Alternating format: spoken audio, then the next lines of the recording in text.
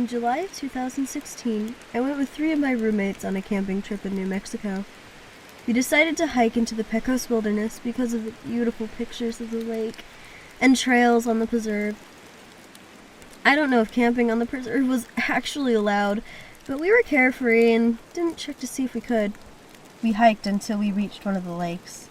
By that time it was dusk and we were starving and tired. We decided to set up our tents about half a mile away from the lake. We brought our hot dogs and beans to cook on a fire. Classic camping cuisine. We split up and got stuff for the fire. Dead branches, twigs, stones. While getting firewood, I noticed a lot of coyotes scat in the area. I made a mental note to keep my pocket knife close, even though coyotes aren't really a huge threat.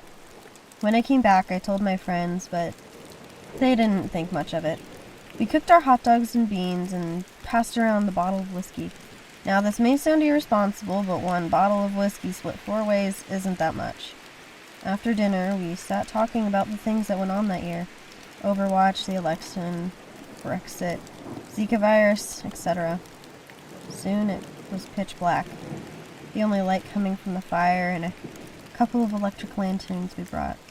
My roommates went to bed one by one until, like in a normal horror story fashion, I was alone.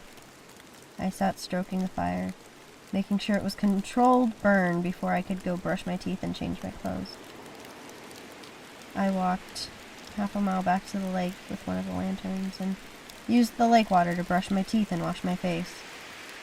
While washing my face, the hair on the back of my neck stood up and I got the feeling of being watched. I'm crouching at the edge of the lake, realizing how vulnerable I am, only a pocket knife to defend myself. There could be a deranged camper out here. I stand up, hand in my pocket, on my knife, when I hear the coyotes howling. I relax, thinking it may have just been one of the coyotes watching me, so I walk back to the campsite. I make it back, and I go into my tent to get sleeping clothes out of my backpack. I'm about to take off my shirt and start changing when I hear twigs break. I thought one of my roommates came back out of their tent to go take a leak. I stuck my head out of the tent, and I saw a coyote near the campfire. I freeze, trying to take in what's happening. It looks like a coyote, except for a few characteristics. Its eyes were really bright yellow. It looked taller than a normal coyote would be, and it was crouching near the fire, crouching on its hind legs. I'm frozen, being stared down by the coyote, when one of my roommates tries to get out of his tent. He sticks a foot up and his head out before he sees it. He yells, "What the actual fuck?" The coyote runs at breakneck speed into the darkness, but normally it's on its hind legs. But my roommate continues to yell and wakes up the others. They ask what happened, and we explain to them what we saw. They thought we were bullshitting them and didn't believe a word we said.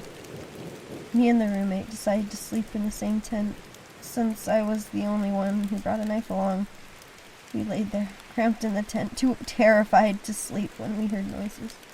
Twigs snapping around our campsite, as if it was circling us.